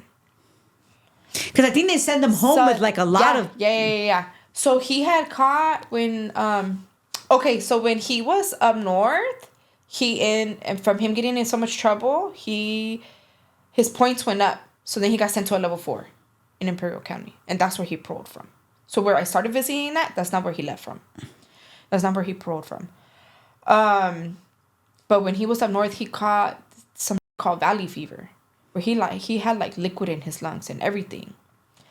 And he was like, oh, my legs are swelling up. Man, I was like, being in the medical field, a lot of time when your body swells up, it's because you have heart issues. That, or it's from Hep C, from doing drugs. I seen it with my dad. I seen it with my mom. I see my stepdad die from it. I see my godmom die from it. I'm not new to this. So I will call him on. I'll be like, is that really why your legs are swelling up? Like, you need to go get checked. And he'll be like, don't ever get at me like that. Like, I'm not a junkie, whatever. So when he went to Imperial County and he paroled with that medicine from the valley fever, because I guess you have to take it for like 6 months after like you're clear from it, so it doesn't come back.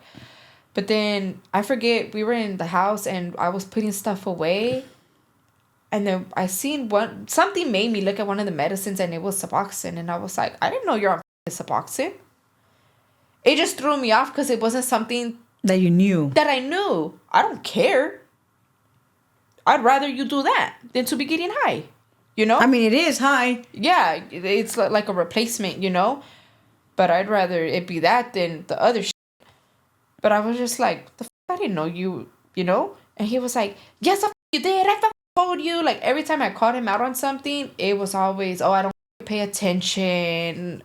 Just too much drama. Like, a lot of drama. So what ended happening? So I'm only saying that because I don't know how much time we have on the cameras. So from when he was inside, doing whatever he was doing, he was so used to that he wanted to come home and be doing that. And at first I was like, I'm gonna let you do your thing, Don't bring no shit to my pad, because the girls. Yeah,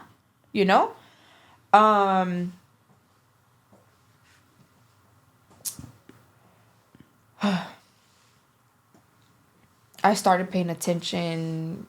He was getting high, and it would just, things started getting physical, like really physical. Like, knives had got brought out. Like, he drugged me from my hair and tried to stab me. There was one point where I tried to kill myself, because, so I got pregnant with my fourth daughter the day he came out. The day he paroled, I got pregnant. So everything, do I get it? It's a lot overwhelming for somebody who just came out from doing 15 years and you got to readapt, and now you have a baby on the... I totally get it. But But these are the consequences of our choices. Yes, No matter and how at the many end of years. the day- And this is like you're in there and you're thinking, I want to come home to a family and this and that. But you're not really thinking of reality of how you're going to feel. Mm-hmm.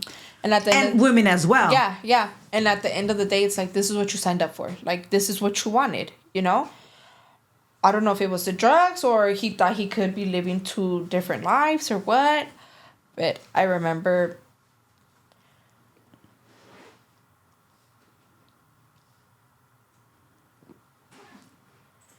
it was my birthday. And I had an ultrasound that day. And we went to go see the baby. And after we went to go eat. And it's crazy. Like, you know us, like, we get, like, a feeling. Like, a gut feeling. An intuition, you know? And when we walked out, like, I just started crying. Like, I knew something was wrong, but I didn't know what. He's like, why are you crying? Why are you crying? And I was like, I don't know. Like, maybe it's just my hormones, you know? But the whole rest of the day, I was off. Later that night, I went through his phone.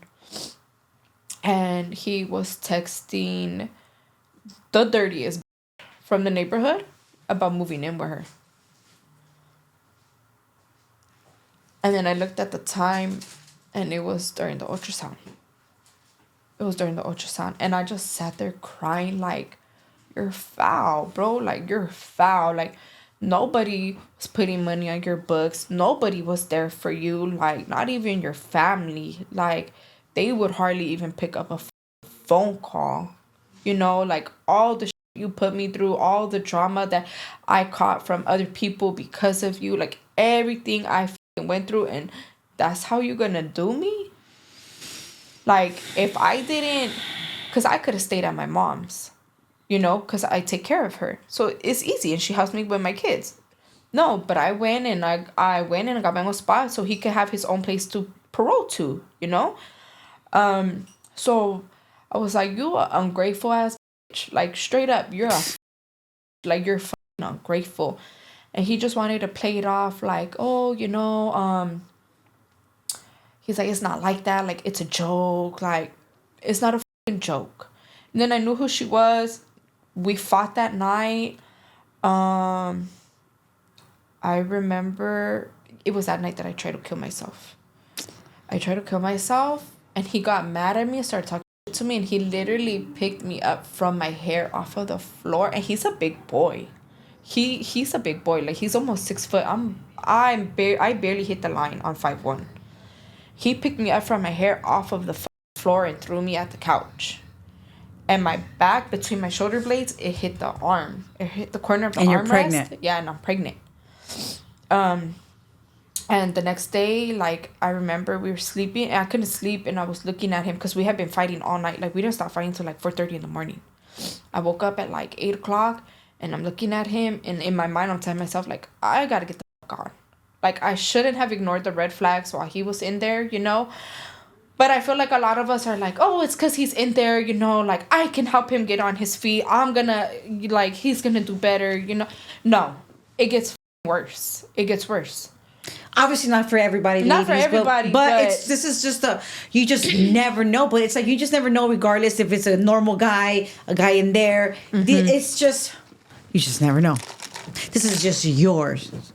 And that's what I'm saying. Like, this is somebody I grew up with. Like, this was my homeboy. Like, somebody who always had my back. Never in a million years did I think you would put me through something like this, you know? So that day I took off. I went to my mom's and I was just crying. She's like, what's wrong? I was like, I gotta get him the fuck out. But I still felt bad because it's like, if I kick you out, you have nowhere to go. So I'm thinking, oh, you're going to end up in the streets, you know, like, because I have really bad anxiety. And you're still nice. So my anxiety is like has my mind running like, oh, if I kick him out, he's going to end up in the streets. He's going to go back to jail or he's going to get killed, you know, like, I'm pregnant. Like, this is my husband, you know. And my mom was like, you got to stop giving a fuck about him. She's like, you got to put your foot down and stop caring. And it was like a reality check. So I was like, no, you know what? You're right. I knew who the girl was, so I hit her up. And I asked her, like, hey, like... what's up? Yeah, you know? And she was like, oh, no, that's just the homie. I said, oh, really? Because I seen the messages. So be straight up with me. Like, I'm not coming at you foul. Be straight up with me. She was like I said, that's just the homie. Like, And I was like, okay, well, if that's just a homie and you're just trying to help him, why the do you feel the need to play Captain Sablehold when you know he has a wife and a baby on the way? Or you didn't know? She's like, no, I knew about you. Like, I know that you guys are married. I know that you have a baby on the way. So that pissed me more off. I said, okay, so come get him from my house and come get all his shit. Like, for you want to be Captain Sablehold so bad? Come get him and come get all his shit. I called him. I said, get the fuck out of my house. Take all your shit. Get the fuck out. Leave my key. He was on the ankle monitor. He left everything. He didn't even take his charger for his ankle monitor. And if you know, you know, that's a parole violation if it goes dead. Well, he ended up in the hood getting high and it went dead. POs are calling me looking for him. I'm like, I don't know. He's not at my house. He's not at my house. So if you find him, you let me know where he's at.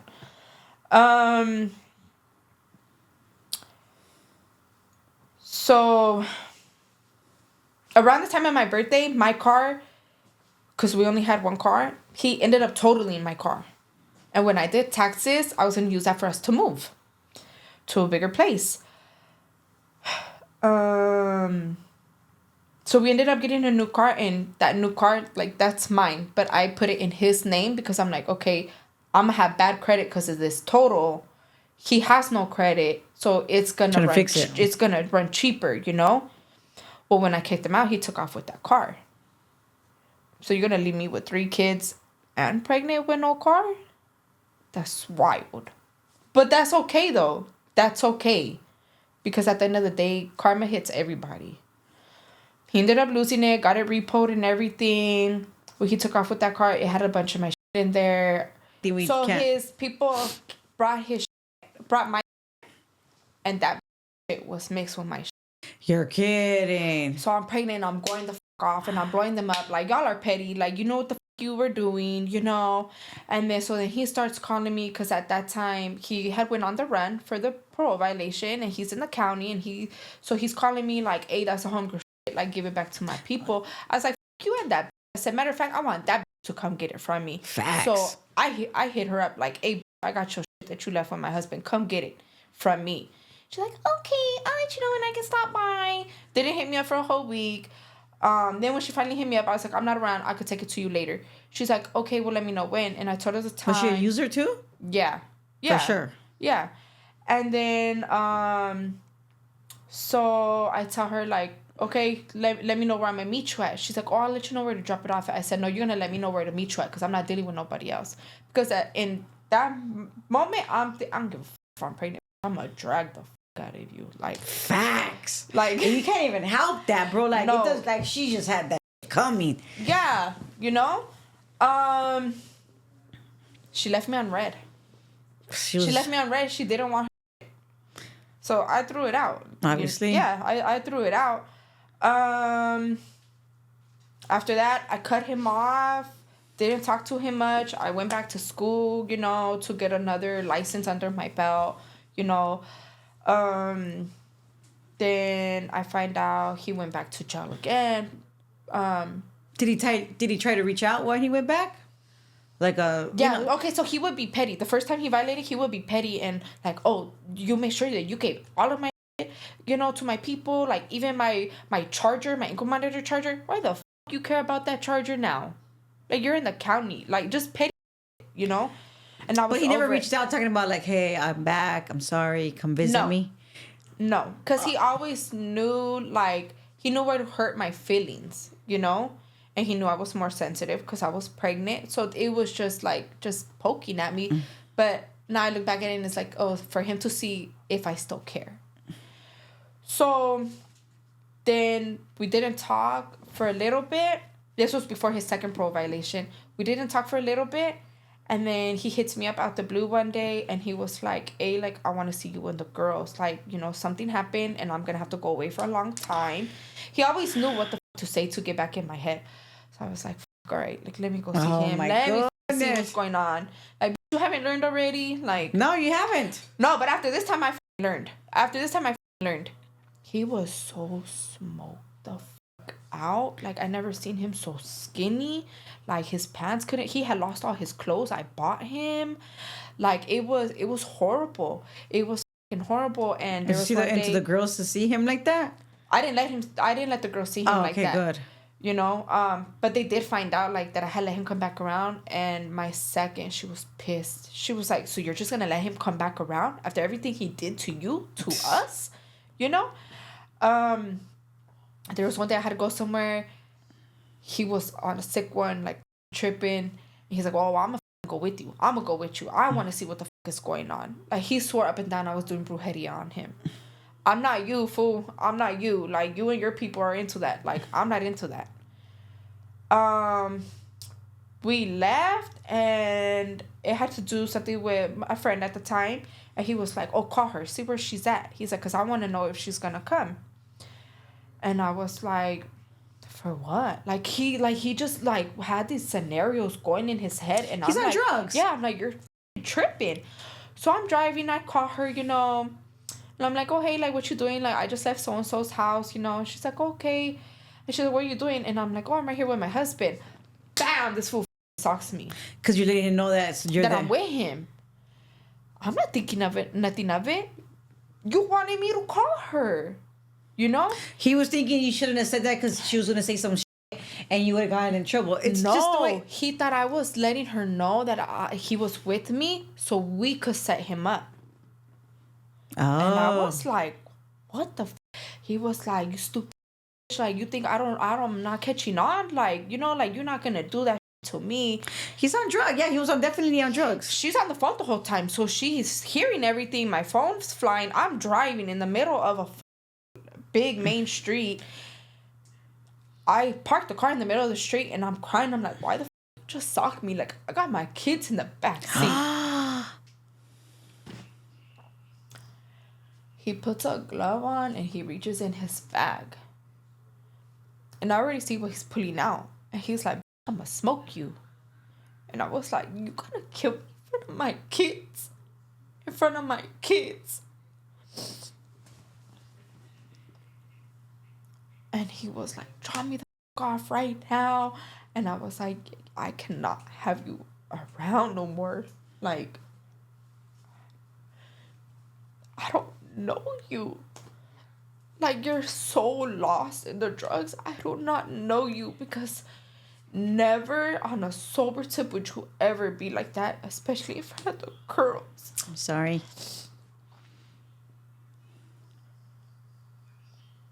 He would pass by my house trying to get into my place, like, he would be calling me all night, like, "Where the fuck are you at? Why?" Then this is how I knew he was passing by, because he'd be like, "Why the fuck are your doors locked? Who the fuck you got there?" At like What? 2:00 in the morning, Should I have the door unlocked, bro? right? When it's just us and the Well, girls? am I just supposed to wait for whenever you want to come? Or, like, no, like, that's not what the fuck it is, Yeah, of course not. And so then the next day, like, I was just so, because when I left, I ended up calling my second baby daddy, and I told him, like, "What the do I do? Like, what do I do? He hit me in front of the girls, And he was like, "You gotta stay the away from him." He's like, "He's gonna kill you." I was like, "No, he tried to kill me right now. Like, he put, and he's like, "You gotta stay away from him." He was like, "Cause it's you and the girls, and you're pregnant." He was like, if you don't end up losing that baby, he's like, "It's you're gonna die." He ends up coming to my house later that day. My baby daddy's calling me, because I'm like, "Oh fuck, he's here. Like, I gotta hang up." So he's calling me to check up on me, and I'm not answering. So he calls my mom. So my mom starts blowing me up. My mom don't give a fuck. Like, and so, because she's been there, done that. Mm-hmm. So she calls me, and I answer, because he's like, "Oh, who the fuck keeps calling you? Like, why aren't you answering the fucking call?" And so I answered, and then, like, he got, like, all up in my face. He's like, "Who the fuck is that?" And I was like, "Watch out. Like, like, back the fuck up off of me." And my mom was like, "Man," she was like, "I'm against that She's like, but I hope the neighbors here, you know, and they do something about it. And then he starts going into this whole conspiracy thing, like, oh, it's your mom and the neighbors now, like, and your baby daddy, and blah blah blah. And I'm just like, he's a mess. You're gone. Yeah, Like, he's gone. you're Like, gone. there's no coming back from it. I've been in the situation as well. I could relate, you know? Yeah. There's no coming back from that. Right then and then, no matter what. But that Last that day, that's what drew the line for me. That's what drew the line for me. The next day, I got homies calling me. They're looking for him, you know. I'm like, I don't know. Don't refer to me as his wife anymore. Like, the way I see it, like, this is not even his baby. This is my baby. Like, he's dead to me. Like, Yeah. you know, like, That's it. I cannot. I think it was like the next week I graduated from school. And I was just like, damn. Ay, ay, ay. Like, I don't know how I did it, but I did God it. is good. You know, like, I Did good. it. That's how you did it. Like, because even, like, my boss at work, like, we were close. And she had even got to a point where she stopped talking to me. Because I would go in with cuts, with bruises, a black eye, lumps on my forehead. She'd be like, you're not who I hired. I can't talk to you. She's like, I can't look at you. My heart is broken. Mm-hmm. Everybody else was seeing it, but I wasn't. I thought, oh, I have this friend up. Nobody's going to figure out. You know, and this could happen to anybody. It doesn't necessarily, and we're not saying like, you know, a guy from prison is going to come in and do this. That's not what we're saying. Because this happens to the world itself. Like, not even just normal, you know, non-prison people. Yeah. But, like, again, I say this because I know how you fools are. I don't want you guys to think that it's like, okay, you know, this is her story and this is what she went through while being a prison wife and coming home. That's what it is. Yeah. And so then he violates again. I had my daughter in October. He had violated. He went in the summer and came out in December. Whole time he's looking for me. Like, he's calling my mom. I blocked the county phone. I blocked the other county phone. Like, stop calling. He starts having people three-way him. You know, him and my mom get into it. He's like, oh, I could help her financially. My mom was like, how? You can't even help yourself. You can't even stay out of jail. You know? Like, she was fed up with his. Because, of course, her baby's going through it. But not just that, but she had a really close relationship with him where he used to cry like, I love your mom. Like, she's there for me more than my own mom was during prison. So it's like, you're ungrateful. Like, you're ungrateful as fuck. He got out in December, started hitting up everybody that knew me, you know, and I was just like, I have nothing to say to him. Don't tell him nothing. I changed my number, you know. I don't even want him knowing where the fuck I live. Then come to find out, just a couple weeks ago, he gets arrested again for some dumb hot shit. It hurts me for my daughter because it's like, you're a two-striker. I don't think you're ever gonna come home after this, you know? To me, it's a blessing in disguise, you know? Because I honestly feel like you're better off in there. You're safer in there because when you came out, you just started running a whole fuck. But it hurts me for my daughter because it's like, if you were ever gonna take that chance to get your shit together and be there for her, you don't have that chance now. And now I have to make that choice to take her to go see you, to meet you, if I want to allow it. And it's fucked up. Yeah, it is. And this is where you're at right now. Like, he never met her. I never allowed him to meet, because I just knew, you're in and out of jail. I know you're getting high. I'm not going to allow that around my daughter. Like, you could have at least got sober. You know, a job. Like, he started reaching out to people like, oh, I have money. I bought stuff for the baby. You're a liar. You know where my mom lives. You could have dropped it off. If you had stuff for the baby, why haven't you dropped it off? The babies grow fast. I don't know what sizes you bought. How do you know what she needs? Like, you know, like, I just knew he was full of shit. And so I was just like, no. Like, I always, you know, you have an attachment to somebody and that's what always pulls you back. But I always told myself, he didn't give a fuck about her while I was pregnant. You're not gonna give a fuck about her now. You don't even give a fuck about yourself. You know? Maybe later down the line, like where I can let all of these emotions go, maybe I can take her to go see you. But that's not. It's gonna take a while. Yeah, it's gonna take a while because all you had was me, and the way you took that route, it didn't have to go that route. The way it went, it did not have to go. Yeah. It really didn't. I'm sorry. It's okay though. Like, you live and you learn. Well, you love and you learn, really. Mm-hmm. You know, because like, people, like, they talk down on prison wives. Like, oh, you're stupid. You don't know him. He could be talking to all these kinds of. It can happen with this people that you know. Most definitely. You know, like. And that's why I made sure to say, like, you know. Like, but that's not everybody's story. Like, don't get me wrong. Like, there's a lot of good dudes in there, you know, but without the right resources and the right support and everything, I feel like a lot of them do fall victim product of their environment. You know, What's the addiction? And yeah. Honestly, it's just addiction. Yeah, I feel like if the person is not getting high, he's gonna come home and he's gonna do good. Yeah. But if the person's getting high, he's gonna come home and not do good. Yeah, like, so it's really up to the girl to stick around. I had all the resources for him, felon-friendly careers, trades, all of that. He always made excuses for them. Because he was high. Yeah, there was... He never came home sober. He started working, and I remember I had an appointment one day, and it was just for them to draw blood. And he told them it was emergency for me and the baby, and that he had to leave so he could be there at the doctor's appointment. And I was pissed. I said, you're going to leave work to watch them stick me with a needle?